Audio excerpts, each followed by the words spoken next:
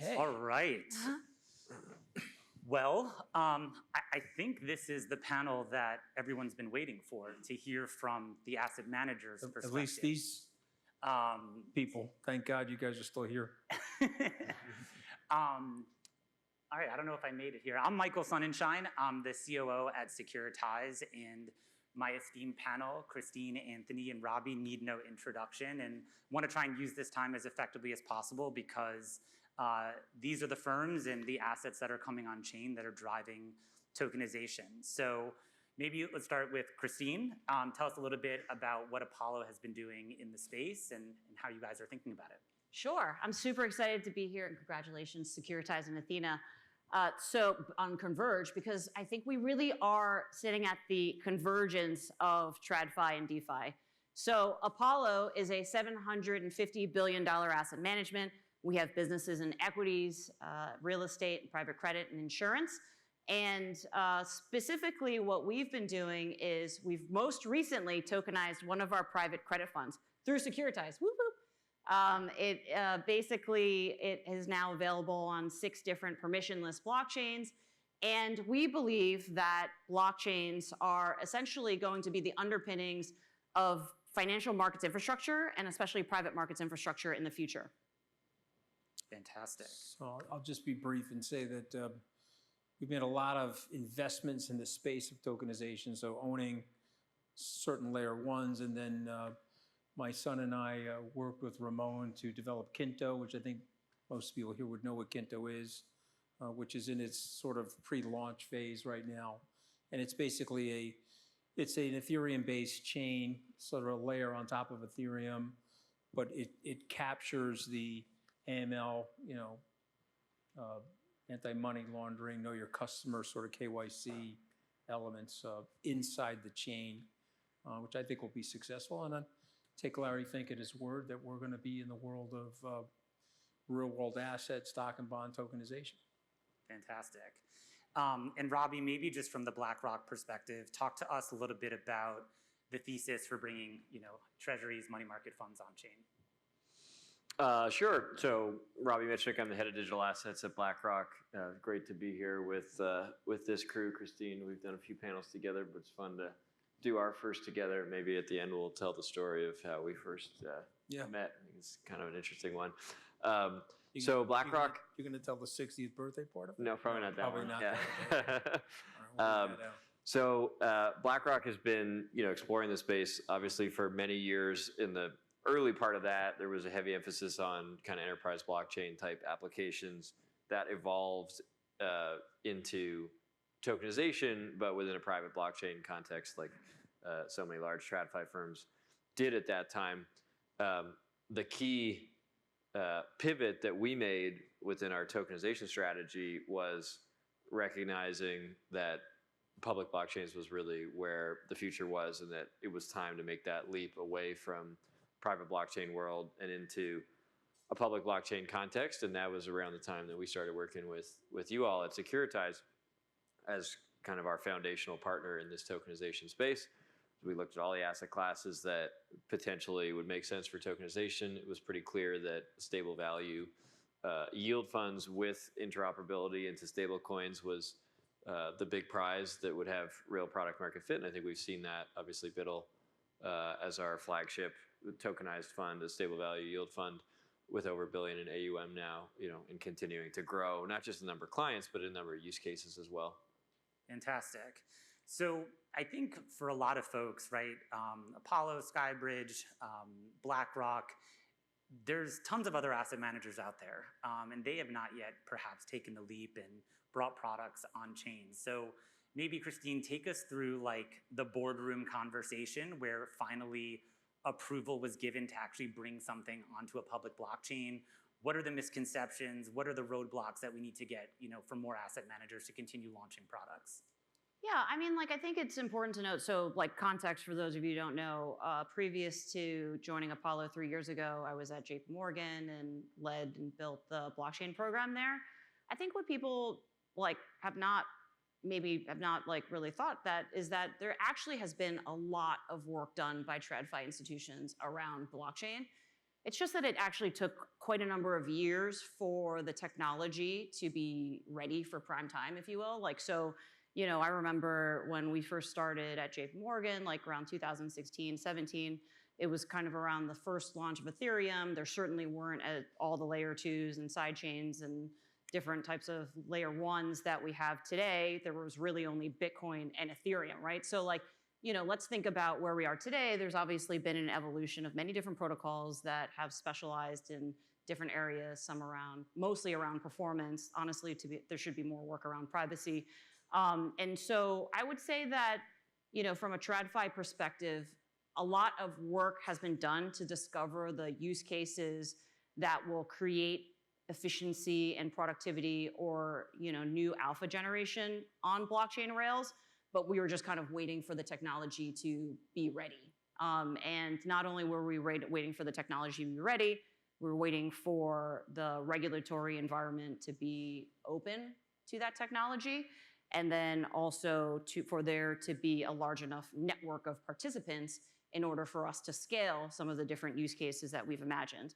I think where we are today is that I feel that we are kind of in like this acceleration jump-off point, if you will. So the technology is all there.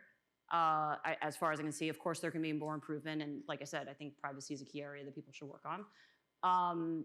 But in addition, it seems like the United States is open for business from a blockchain-based technology infrastructure perspective, which is fantastic, which will also help accelerate the world. Although there have been, you know, regions that have been very forward-thinking, like Singapore, different parts of Europe, different parts of Asia, as an example.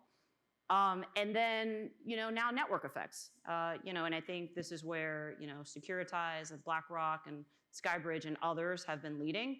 But there have been other asset managers pioneering as well, like Franklin Templeton, Wisdom Tree, KKR, Hamilton Lane. You know, I think that every first step is the hardest.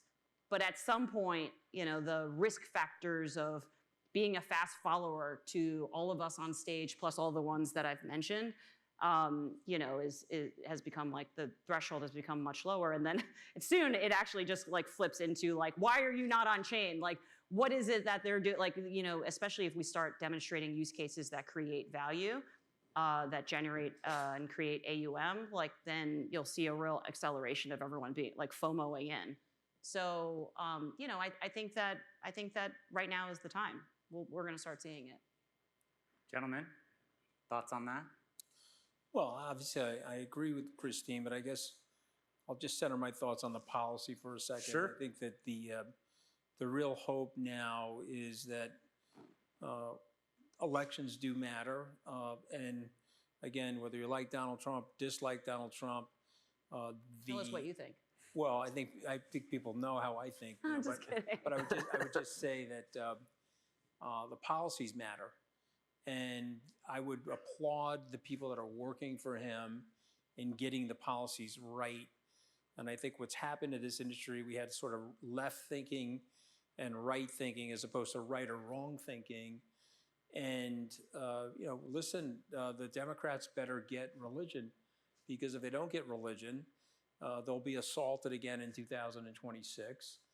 Over $250 million was spent in the last election. And you guys have to understand this. To remove an incumbent like Sherrod Brown is a monumental task. I mean, look at some of these dinosaurs in the Senate, right? I mean, you know, I don't know, Chuck Grassley's like 600 years old. I think he's like George Washington's grandfather. He's been in the Senate forever.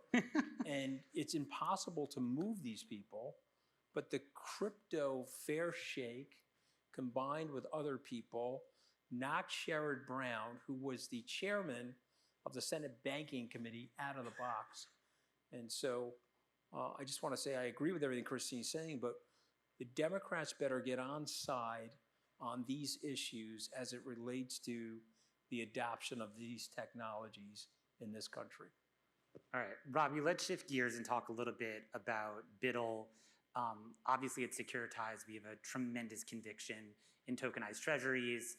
Treasuries are what make capital markets go around: collateral, trading, lending, borrowing, et cetera. So when you think about BUIDL and its use cases, For an audience today that's thinking about tokenization, is it democratizing access? Is it liquidity? Like what are the things that you think are really driving BUIDL's adoption? Well, fundamentally, it represents a pretty significant breakthrough versus what the status quo was, right? And I think that's kind of an instructive lesson for tokenization generally is it's not enough to just have Tokenize nice to adjectives tokenize. like, liquidity and transparency and digital. You have to actually have a pretty good understanding of what the problem that's being solved is. And in this case, it was that you had to historically make a trade-off between yield and liquidity, right? If you wanted yield, that meant a bank account or a traditional money market fund that was paying high yield. And if you wanted liquidity, that was a stablecoin, really, right? And but if you did stablecoin, then you were foregoing significant yield. And by taking a tokenized stable value fund and making it effectively interoperable and having it run on digital asset rails, you break that trade-off and you allow for this paradigm of being able to save in US dollars in digital form and also be able to be instantaneously liquid. And that's really the value prop that's been unlocked so far, but we're just kind of scratching the surface of all the client types and all the use cases that you can pursue around that. And certainly having the regulatory clarity is going to help because a lot of these things don't fall neatly into one existing parameter or other. Agreed. Christine, on ACRED, we are bringing private credit on chain. Private credit's obviously been a very hot topic, a very hot area of investment on Wall Street. When you think about all the things that Apollo does, why was private credit kind of the first project to be on a public blockchain? Yeah, sure. So, at Apollo, our $750 billion that we manage, 500 billion of that is private credit. So, we've been pioneering in private credit for a number of years, and, it's like a key capability of ours. I think private credit has recently been in the public domain more because of the rates environment and obviously people's interests in the excess spread per unit of risk that asset managers like Apollo can generate. So, just to kind of outline the differentiators for how Apollo does private credit. The first thing is, we are specifically focused on purchase price matters, right? So this is basically one of our key mantras, regardless of what the market environment is, purchase price always matters. And that leads us to be able to generate excess spread per unit of risk, which is basically how do we generate alpha for our investors, whether they are retirees and sovereign wealth funds, or in this case, crypto native investors, to have a significant excess spread over what you can get in the public markets. And then the third differentiator for Apollo Private Credit is that we are totally aligned. So whatever we originate and put into the funds that we distribute, we also invest in directly ourselves through our insurance balance sheet and as well as our Apollo balance sheet as well. So obviously can't guarantee returns, but what we can guarantee is that we're going to get we're going to experience the same performance as you are. And we like to generate alpha, of course.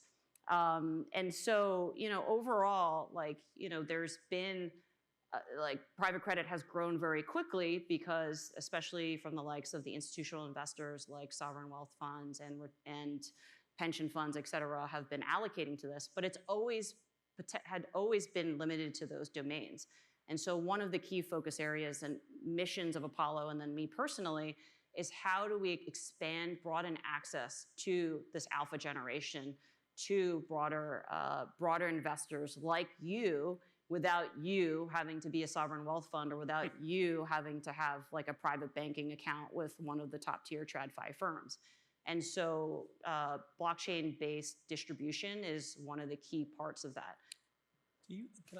Go for it. Do you envision a future where this is taken out of the domain of the traditional banking origination, where this could literally be done on chain and people from all walks of life can put their money into certain assets that get deployed into private credit I without have, the traditional system. yeah, I mean, I have a sort of bypassing the banks.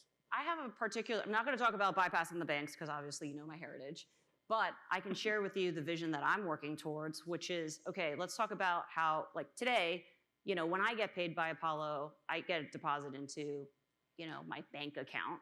And, you know, on any given month, I might check my account and say, okay, my credit card bill is going to be this much. I have this much left to, you know, invest. Usually a hot mess and working too much. So I'm like, maybe I'll just put it in treasuries and get whatever the treasury yield is, if at that. And it's like a multi-step process and need to go press some buttons and call someone to confirm it. And then inevitably the next month I have to pay taxes and then I have to unwind out of that and like put it back into cash and then like wait until like my check clears. Now in a future world, you know, and this is what I'm working towards and building with each of you, is, you know, I get paid into my crypto wallet. And in my crypto wallet, I have almost like a model portfolio designed that's customized to me. It's gonna be 10% stable coins. It's gonna be 20% BIDL, money market funds. It's gonna be 25% Apollo private credit and like 25% Athena, right? Give me your pen, Robbie. I got to write this down. Right, but like imagine like I have like basically like a customized portfolio to my risk profile that says Christine at all times wants to have her account in this pie chart. Yeah, right? and there's a smart contract that when the assets drop, it deploys. It deploys automatically. And then what that means is that every last penny of my earnings is fully invested in yielding without me actually having to do anything. And then, you know, if I'm having Nobu at lunch and basically I use my Securitize debit card that's connected to my Securitize wallet, basically like, okay, here's like $100 to Nobu, that's an automatic swap of $100 out of my BIDL into US dollars, into USDC, off-ramp, like CU0 hash, off-ramp to pay Nobu. And then essentially, like, that means not only is every penny of my earnings deployed, it's deployed up until the last second of which I actually spend it. Now, isn't that a 10x experience than what we have today? I don't know if all you are managing your earnings better than me. It's a great explanation.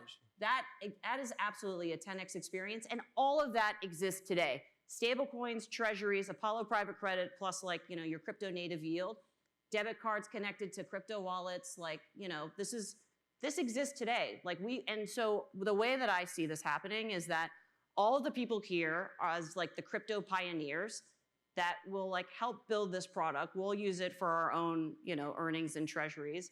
And then once like the normies realize this is way better, that's when, you know, things will sort of move on to chain. It's just that we haven't yet gotten to the 10x experience to shift the inertia from like your current state to the future state, but we are totally there. It's a great explanation. So one more question. Do you Go. mind? Thanks for teeing me up. All right, so you're a banking CEO, and you just heard this great explanation from Christine. How do you prevent your bank from getting bypassed by some of the things that she's talking about in terms of products? You have to provide that because they have the incumbency advantage to do that, right? They have the customers, they have the interface, they have all the interconnectivity. So it's a matter of being proactive in, But that's in migrating. what she just described is fairly costless. Well, it sounds like from what Christine just said, if we can move to that kind of utopian way of kind of investing almost, it means no more like hand-to-hand combat of massive sales forces of humans running around trying to collect commission checks and private banks and things like that. And it means much more democratization of products and investors finding each other out in, you know, the interwebs, right? Which is very different than the way that traditionally that products are sold. And I think that's a big part of what we're trying to do with tokenization because, to your point, Christine, there are only so many sovereign wealth funds and only so many family offices and so many whatevers that are out there to buy these products. And if access is typically restricted, then it is actually allowing access to a much larger swatch of the investor community to be able to access these products on chain. Yeah, and you know, because blockchain-based assets and smart contract transactioning is pretty seamless and now close to costless, you know, it doesn't matter if your bank account, if you will, or your investment account is $100 or $100,000 or $100 million. you can scale up and scale down that, like with that solution. So I would say, Christine, when you said everything that you described exists today, I would agree almost. Okay, right? tell me. With the exception being, you don't actually yet have the full building blocks of a whole portfolio in tokenized format, right? We're starting to get there. I don't think you need anything else besides BUIDL and ACRED. Well, to wait, be this honest. was actually going to be one of my next questions, right? Like, if we're having this conversation, because we only have a few minutes left, I want to look forward a little bit. If we're having this conversation a year from now at the next Tokenize, today we're talking about tokenized treasuries, we're talking about tokenized private credit. What else are we going to be talking about? What else is going to have been tokenized, and I think how this much? is where Robbie was going to Yeah, like how much more is this going to complement the portfolio Christine was talking about? So I think the key insight from the industry's experience the last however many years has been, it is much easier to offer digital asset products where people are already using digital assets in some form, right? And so if all you did was say, we're going to tokenize mutual funds, like existing clients come running to use the new tokenized version of the mutual fund, abandon all the infrastructure and processes you're used to, trust us, this one's better. Like that unequivocally does not work, has not worked, right? It's how do we start to one layer after another. First it was crypto, stable coins, tokenized yield funds, now tokenized credit. And all of a sudden you have people by the hundreds of millions, of course, who are using digital assets in some form or another. You can start to add to what's available, and eventually you'll end up with the whole portfolio. And obviously that's a big part of your guys' strategic thesis, is to be, at the core of that infrastructure that enables that tokenization to come to life in a broad-based way. Absolutely. Not to bring it back to politics, but bring it back to politics. 1 second. If you get positive definition on stablecoin legislation, tokenization, clear lines of regulation so that there's no more regulation by enforcement, and you can free up resources. Think of the legal resources as an example, or CEO, CIO, general counsel time deployment into fighting the SEC over the last 4 years. And so if you can just get this right, which I predict will happen over the next 12 to 14 months, because again, I don't think these members of Congress want to go into 26 saying that they're not on side with this. And so I think the combination of what you guys are talking about, intersecting with the right legislation, is reason enough prima facie to be bullish about the industry and the products that are going to come out of this industry. So if we stick with this thread, this future state, Christine's portfolio, check lands, et cetera. Christine, I'm ready to sign up for Yeah, the portfolio. seriously. I just want you to know. A lot of I people, want it on my phone. ACRED subscription forms. a lot of people are going to get disintermediated by a lot of these types of changes by tokenization, right? Today, some of that is driven by regulation and compliance, that there are certain hurdles and certain stops along the way. Some of that is for record keeping. People take fees along the way. Some of it is time-based in order for systems to settle and reconcile and whatnot. So as you each, kind of think about the future of tokenization, which of these areas do you think are probably changing the fastest when you think about how this is evolving?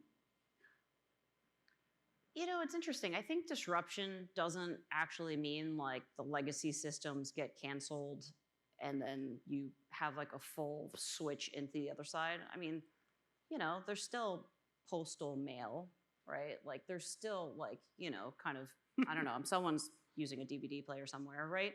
I'm sure my parents are. I think what it is that the energy and the heat and the innovation and the growth move into the new spaces.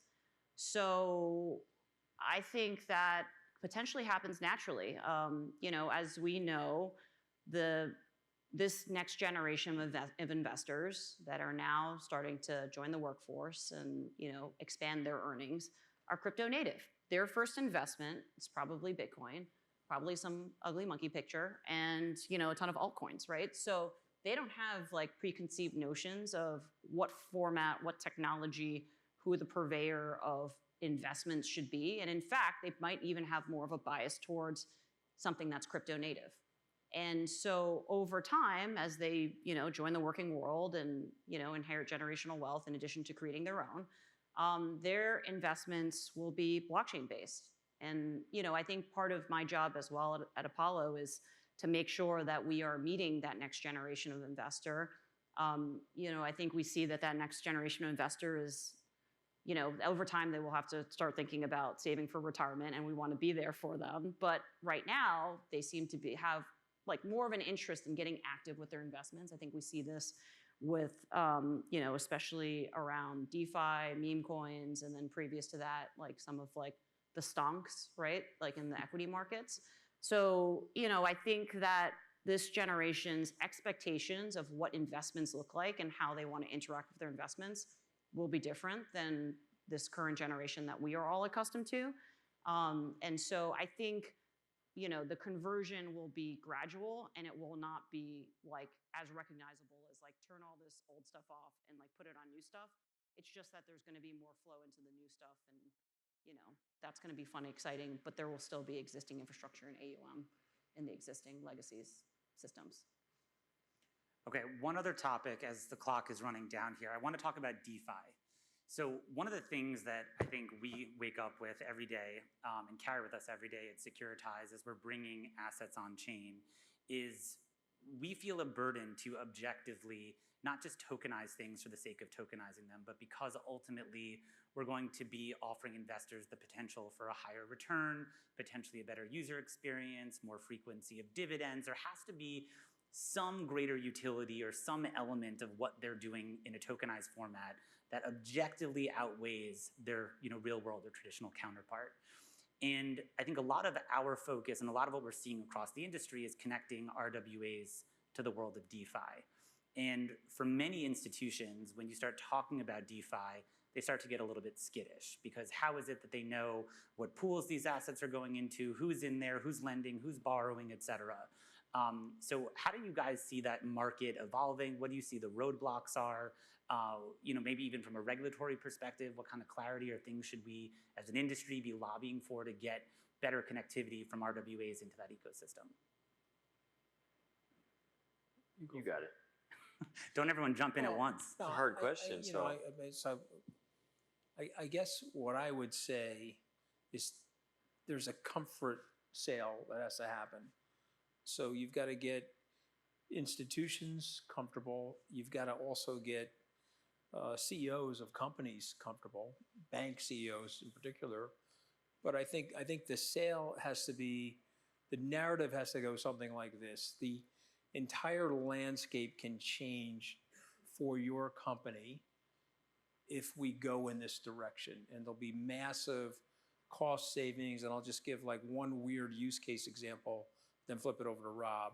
And this would be my sale if I was an investment banker or someone at Securitize trying to sell the concept.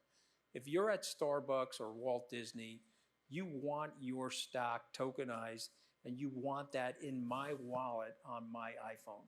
So when I go to the park, if you're in a share repurchase situation, you can buy the stock on my phone right at the point of entry to the park, or I can sell my shares to the Starbucks barista for my coffee. Maybe you're offering a discount to do that. And I'm just giving two examples of applications that can be used if we go in this direction that could help even customer loyalty for those companies and even Apple Computer. Flip it over to Robbie because I know we're running out of time, but we're just saying you have to get people comfortable that their world is going to be made better by doing this. I agree with that, and I think maybe further afield in the domain of DeFi, the biggest hurdle is identity, right? And so being able to get comfortable for institutions that they can fulfill all their AML, KYC requirements while interacting in the DeFi space is sort of fundamental. That hasn't quite been solved yet, but I think there's a lot of pretty promising momentum around that happening that it's probably, measured in a small single-digit number of years before that's really unlocked. Christine? I'm a big fan of DeFi. I think that DeFi is essentially like, you know, turning financial services into tech microservices, and will probably be, you know, what powers the back ends of most financial institutions' investments in the future. I agree that there are some challenges today that need to be worked through, but I think that the prize is significant and it's worth working on. And as Robbie said, I don't think it's something that will be an obstacle for very long. Fantastic. Well, we are going to leave it there. Thank you, Christine, Anthony, Robbie. Appreciate your guys' time. Thank you, everybody.